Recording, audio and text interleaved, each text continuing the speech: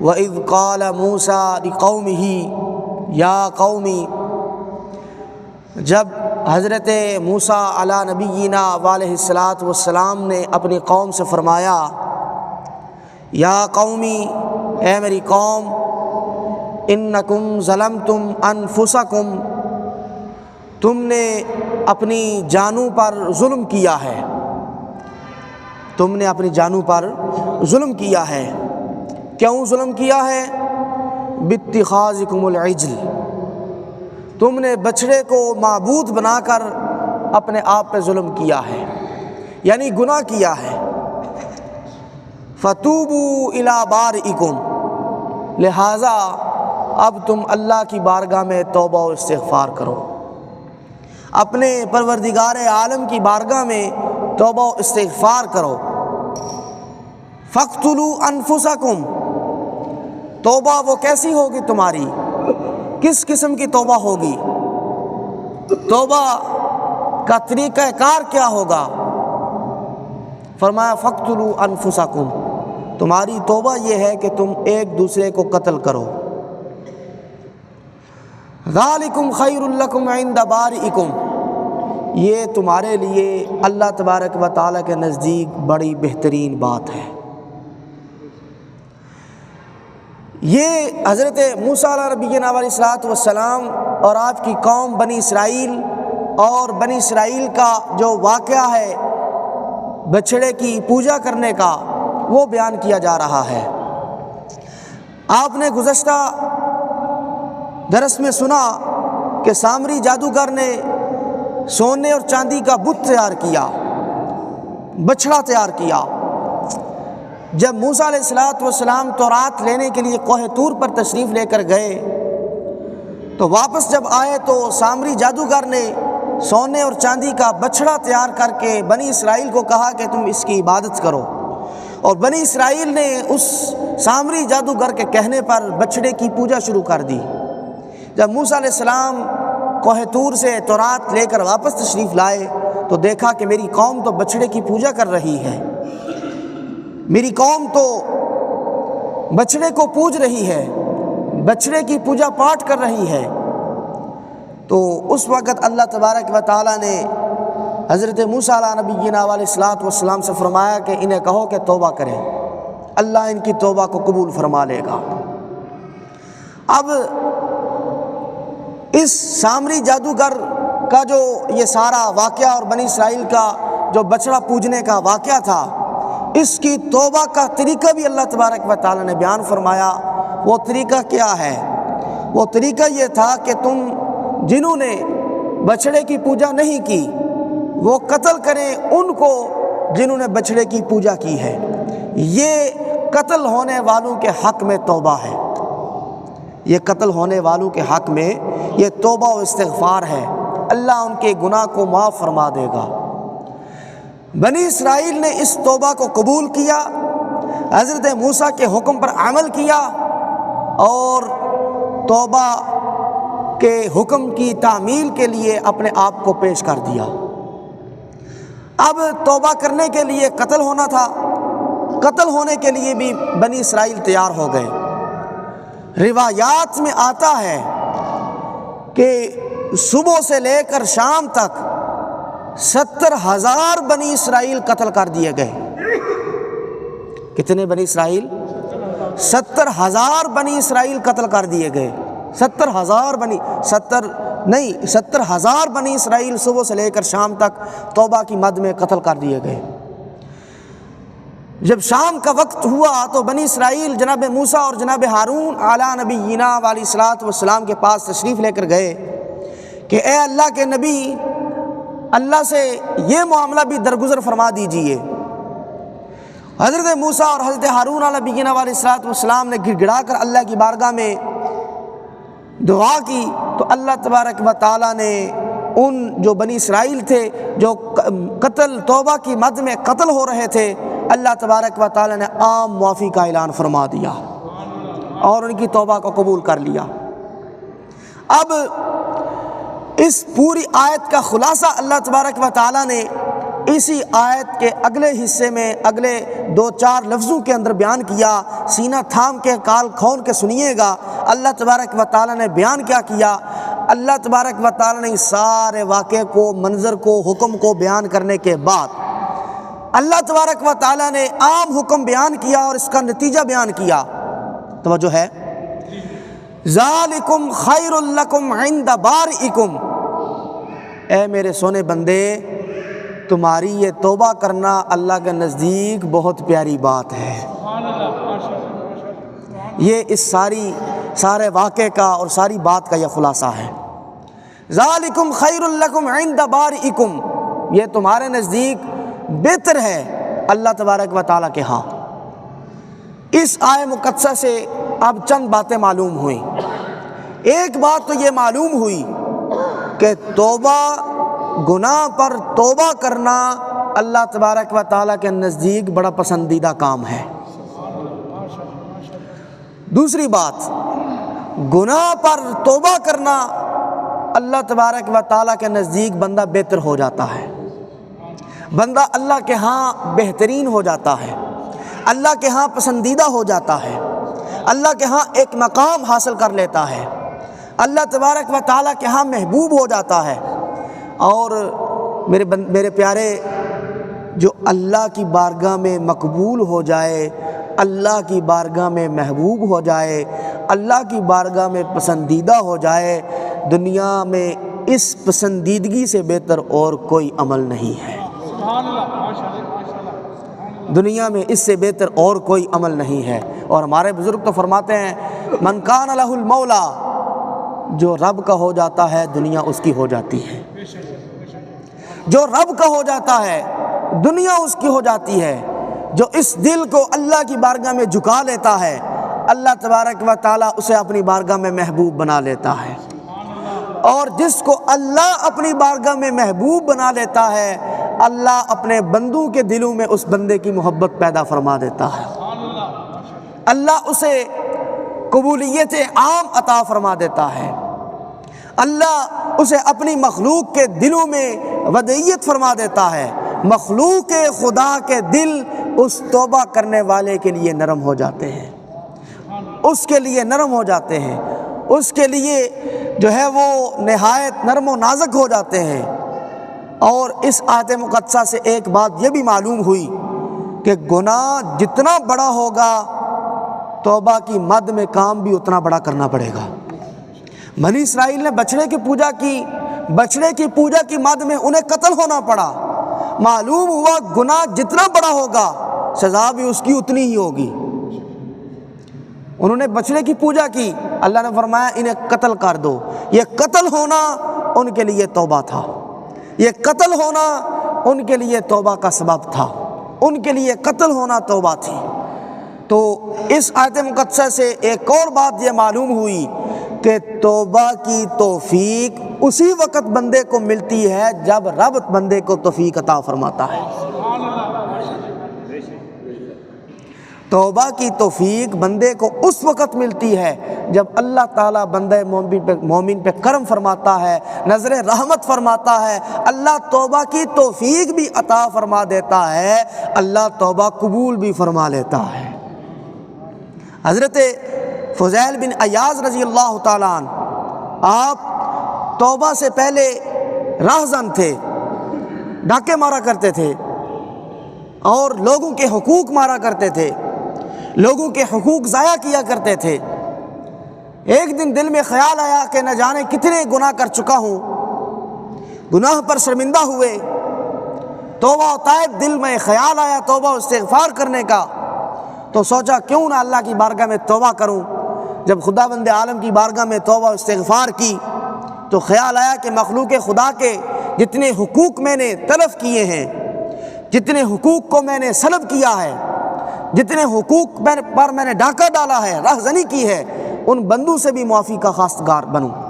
جب سارے لوگوں سے معافی مانگنی شروع کی، جن جن کے حق میں آپ نے ڈاکہ ڈالا تھا، ان جن کے حقوق ضائع کیے تھے، تو ان میں ایک نان مسلم بھی تھا، غیر مسلم، آپ نے اسے بھی ایک دفعہ راستے میں راہزنی کی اور اس کا حق مارا۔ تو جب اس کے پاس گئے تو آگے سے کہنے لگا کہ میں آپ کو معاف نہیں کروں گا۔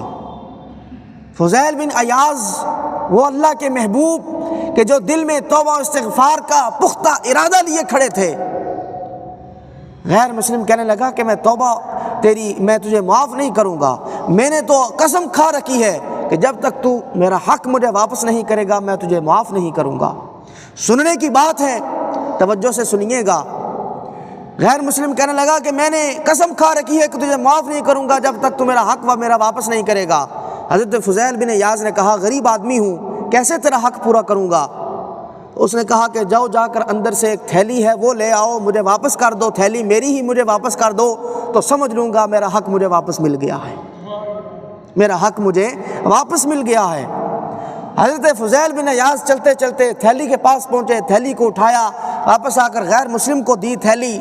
جب تھیلی غیر مسلم کو دی، اس غیر مسلم نے تھیلی کو کھولا تو کھول کر کہنے لگا اے نوجوان، اے توبہ کرنے والے نوجوان، کلمہ پڑھا کر مجھے بھی دار اسلام میں داخل فرما دیجیے، کلمہ پڑھا کر مجھے بھی دار اسلام میں داخل کر دیجیے۔ حضرت فضیل بن عیاض نے کہا توبہ میں نے کی ہے، کلمہ تو پڑھ رہا ہے، یہ وجہ کیا ہے، یہ ماجرا کیا ہے، یہ ریزن کیا ہے، اس کے پیچھے اسباب کیا ہیں؟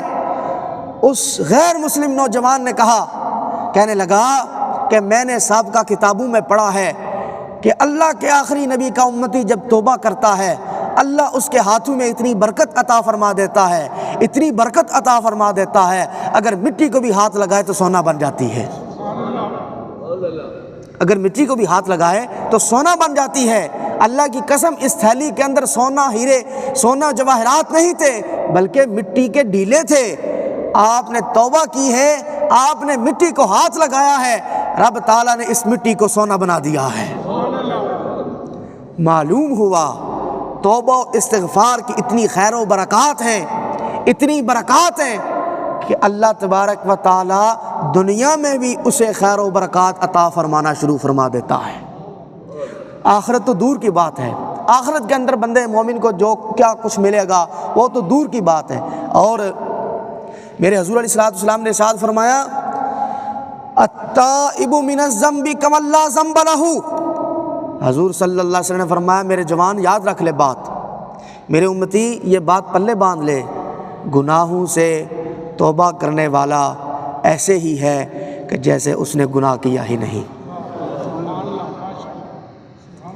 گناہوں سے توبہ کرنے والا ایسے ہی ہے جیسے اس نے گناہ کیا ہی نہیں۔ التائب من الذنب کمن لا ذنب لہ، گناہوں سے توبہ کرنے والا اللہ کے حضور ایسے پاک صاف ہو جاتا ہے کہ جیسے اس نے گناہ کیا ہی نہیں۔ اور میرے جوان تجھے بات سمجھانے لگا ہوں، بڑھاپے میں جا کر جب گوڈے گیٹے رہ جاتے ہیں تو پھر بندہ خود بخود اللہ کے حضور جھک جاتا ہے۔ بڑھاپے کے اندر امیدیں ٹوٹ چکی ہوتی ہیں، بڑھاپے کے اندر بندے کا جسم، بندے کی طاقت ڈل چکی ہوتی ہے، بڑھاپے کے اندر بندے کا جسم بندے کے ذہن کے ساتھ نہیں دیتا، بڑھاپے کے اندر قوت زائل ہو چکی ہوتی ہے، بڑھاپے کے اندر جو نوجوانہ جو تکبرانہ انداز ہوتا ہے وہ ختم ہو چکا ہوتا ہے، بندہ ویسے ہی جو ہے وہ اللہ کے حضور جھکنا شروع ہو جاتا ہے۔ اصل تو کام اس وقت ہے جب بندے کے اندر طاقت بھی ہو، بندے کے اندر صلاحیت بھی ہو، بندے کے پاس صحت بھی ہو، بندے کے پاس قوت بھی ہو، بندے کے پاس وقت بھی ہو، بندے کے پاس سارے اسباب وسائل بھی ہوں، بندے کی امیدیں بھی جوبن پر ہوں، بندے کی امیدیں بھی عروج پر ہوں، بندے کا ذہن بھی بندے کے جسم کے ساتھ ہو، بندے کا جسم بھی اس کا ساتھ دے رہا ہو، اس وقت حضور نے فرمایا بندہ مومن جوان جب اللہ کی توبہ کرتا ہے، اللہ کے حضور توبہ کرتا ہے، اللہ اس جوان کی توبہ بڑی پسند فرماتا ہے، اللہ تعالیٰ اس جوان کی توبہ بڑی پسند فرماتا ہے، بڑی پسند فرماتا ہے، بڑی پسند فرماتا ہے۔ اور اللہ تبارک و تعالیٰ تو ویسے ہی اللہ نے فرمایا ان اللہ یحب التوابین، اللہ تعالیٰ توبہ کرنے والوں کو پسند فرماتا ہے۔ اور جب اللہ جس بندے کو پسند فرما دیتا ہے اللہ دنیا میں بھی اور آخرت میں بھی اسے کامیاب فرما دیتا ہے۔ توبوا الی اللہ جمیعا ایھا المؤمنون لعلکم تفلحون، یہ قرآن کی آیت ہے۔ اللہ نے فرمایا بندے مومن توبہ کر، تجھے کامیاب کر دوں گا، بندہ مومن استغفار کر، بندہ مومن آ جا میری بارگاہ میں، آ جا میرے پاس، آ جا میری بارگاہ میں، اپنی پیشانی کو جھکا لے، 5 وقتہ میرے حضور حاضر ہو جا، تجھے کامیاب کر دوں گا، تجھے کامیاب کر دوں گا، تجھے کامیاب بنا دوں گا، تجھے کامیاب زندگی عطا کر دوں گا۔ کامیابی کسی اور کام میں نہیں ہے بیٹا، کامیابی کسی اور کام میں نہیں ہے جوان، کامیابی کسی اور کام میں نہیں ہے، کامیابی اس جبین کو اللہ کی بارگاہ میں جھکانے میں ہے۔ اور اللہ مہربان کتنا ہے، اللہ بندے کی آہ کو بھی سن لیتا ہے، اللہ بندے کی آہ کو بھی قبول کر لیتا ہے۔ ایک نوجوان بڑا گنہگار تھا، بہت نہایت سرکشی کی زندگی گزاری، اس نے مر گیا، قبر کے اندر عذاب ہوا۔ بچہ جب پڑھائی لکھائی کی عمر کو پہنچا، مکتب میں گیا، اس نے بسم اللہ الرحمن الرحیم پڑھی، اللہ نے اس کی جوان کی قبر سے عذاب کو اٹھا لیا۔ جوان نے اللہ کی بارگاہ میں عرض کی، اے میرے پروردگار عالم، اے میرے اللہ، میں تو قبر کے اندر عذاب اور سزا بھگت رہا تھا، میری قبر سے تو نے عذاب کو کیوں دور کیا؟ اللہ نے فرمایا، اے میرے بندے، تیرے بیٹے نے بسم اللہ الرحمن الرحیم رحمان رحیم نام سے مجھے پکارا ہے، میں نے رحمان رحیم نام ہونے کے ناطے تجھے معافی کا اعلان فرما دیا ہے، تجھ سے عذاب قبر کو دور فرما دیا ہے، تجھ سے جو سزا ہے، سزا کے معاملے کو ختم فرما دیا ہے۔ اللہ کتنا مہربان ہے، کتنی توبہ قبول فرماتا ہے۔ حضرت حبیب اجمی رضی اللہ تعالیٰ عنہ، آپ قرضے دیا کرتے تھے سود پر لوگوں کو، اور نہایت جو ہے وہ ظالم تھے، اور جو قرض واپس نہ کرتا اس سے اور پیسے واپس لیتے، اور اپنے وقت نکالنے کے بھی پیسے اس سے لیا کرتے تھے واپس۔ ایک دفعہ آپ گئے تو دیکھا کہ جوان گھر پہ نہیں ہے، اس کی اہلیہ موجود ہے، اہلیہ کو کہنے لگے قرضہ واپس کرو، اس نے کہا کوئی چیز نہیں ہے، اس نے کہا کیا ہے؟ تو عورت کہنے لگی کہ بکری کی سری موجود ہے میرے پاس۔ تو حبیب اجمی نے کہا وہی لے آؤ۔ جب وہ لے کر گھر آئے تو گھر میں دیکھا لکڑیاں بھی نہیں تھیں ہنڈیا کے لیے، تو آپ اس کے گھر واپس گئے، اس کے گھر سے لکڑیاں بھی لے آئے اٹھا کر۔ جب گھر میں ہنڈیا پکائی گئی، جب آپ کی اہلیہ نے ہنڈیا کو کھولا تو دیکھا کہ وہ بکری کی جو سری تھی وہ خون بن چکی تھی۔ آپ کے دل پہ چوٹ لگی، دل پہ ایک ضرب لگی، توبہ کا خیال دل میں آیا، سوچا کہ جا کر امام حسن بصری کے بارگاہ میں جا کر توبہ کرتا ہوں۔ جب راستے میں جانے لگے، گلی سے گزرے، بچے کھیل رہے تھے، بچوں نے جب حبیب اجمی کو دیکھا تو بچے آپس میں کہنے لگے ہٹ جاؤ، حبیب اجمی سود خور آ رہا ہے، حبیب اجمی سود خور آ رہا ہے۔ تو کہنے لگے ایک دوسرے کو کہ حبیب اجمی کے گرد سے بھی بچنا، کہ کہیں ہم پہ پڑ جائے تو ہم بدبخت نہ ہو جائیں۔ جب ان کے پاس سے گزرے، یہ باتیں بچوں کی سنی، دل پہ دوبارہ ضرب لگی۔ امام حسن بصری کی بارگاہ میں جا کر توبہ کی۔ جب توبہ کر کے واپس آئے تو بچے دوبارہ کھیل رہے تھے گلی کے اندر۔ بچوں نے کہا ہٹ جاؤ، آج حبیب اجمی توبہ کر کے آ رہا ہے، آج حبیب اجمی توبہ کر کے آ رہا ہے۔ اور وہ بچے جنہوں نے پہلے کہا تھا کہ حبیب اجمی کے گرد سے بچنا، ہم اس کے گرد ہمارے اوپر پڑے تو ہم کہیں بدبخت نہ ہو جائیں، اب وہ بچے یہ بات کر رہے تھے کہ بیٹا بچوں اپنی گرد کہیں حبیب اجمی پر نہ گرا دینا کہ تم بدبخت نہ ہو جاؤ۔ تو یہ پھر جب یہ باتیں سنی، حبیب اجمی کے دل میں خیال آیا کہ واہ مولا تیری کیا شان ہے، ابھی مکمل توبہ بھی نہیں کی، تو نے میرے نیک نامی کا اعلان بھی فرما دیا ہے، ابھی میں نے توبہ مکمل بھی نہیں کی، تو نے میری نیک نامی کا اعلان بھی فرما دیا ہے۔ تو توبہ استغفار کرنا اللہ تبارک، اب توبہ کیا ہے؟ کیا یہ توبہ ہے کہ ہم اللہ کے حضور کہیں کہ یا اللہ معافی عطا فرما دے، گناہ گار ہیں، سیاہ کار ہیں، خطا کار ہیں؟ یہ بھی توبہ ہے۔ اصل توبہ کیا ہے؟ اصل توبہ یہ ہے کہ بندہ توبہ و استغفار کر کے اللہ کے حضور 5 وقتہ حاضر ہو جایا کرے۔ میرے بھائی یاد رکھ، نماز ایک ایسی عبادت ہے کہ جس کے اندر قرآن شریف کی تلاوت بھی ہے، جس کے اندر تسبیحات بھی ہیں، جس کے اندر تکبیرات بھی ہیں، جس کے اندر استغفار بھی ہے، جس کے اندر درود پاک بھی ہے، جس کے اندر دعائیں بھی ہیں، جس کے اندر بدنی عبادت بھی ہے، جس کے اندر ذکری عبادت بھی ہے، جس کے اندر ذہنی عبادت بھی ہے۔ نماز ایک مجموعہ ہے عبادات کا، جو نماز پڑھتا ہے اللہ باقی عبادات کی بھی اسی توفیق عطا فرما دیتا ہے۔ تو یہ نماز کی طرف اپنے آپ کو لگائیے۔ نماز کا جب اذان کا وقت ہو تو دل ایسے پھڑپھڑائے کہ ہم نے نماز ادا کرنی ہے۔ اور حضور نے تو فرمایا ہمارے جو گھروں میں نماز ادا کرتے، ایک ہے نماز نہ پڑھنا، وہ الگ بات ہے، ایک گھر میں ہی نماز پڑھ لینا۔ حضور نے فرمایا کہ میرا دل کرتا ہے کہ جو گھر میں نماز پڑھتے ہیں ان کے گھر جلاؤں جا کر۔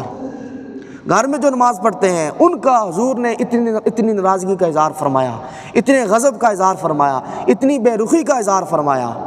تو جو مسجد میں آ کر نماز پڑھتا ہے، اللہ کی قسم اللہ اسے کسی چیز کی تھوڑ نہیں آنے دیتا۔ اور آخری بات کر کے اپنی بات ختم کرنے لگا ہوں۔ آخری بات ہے، توجہ سے سنیے گا اور پلے باندھ کے جائیے گا۔ ہمیں کیسا پتہ چلے گا کہ اللہ نے ہماری توبہ قبول کر لی ہے؟ سوال ہے نا جی؟ ہمیں کیسے پتہ چلے گا کہ اللہ نے ہماری توبہ قبول کر لی ہے؟ بندہ مومن یاد رکھ لے، توبہ کر، توبہ کے بعد اگر تجھے اللہ اگلی عبادت کی توفیق عطا فرما دے تو سمجھ لے اللہ نے میری توبہ قبول فرما لی ہے۔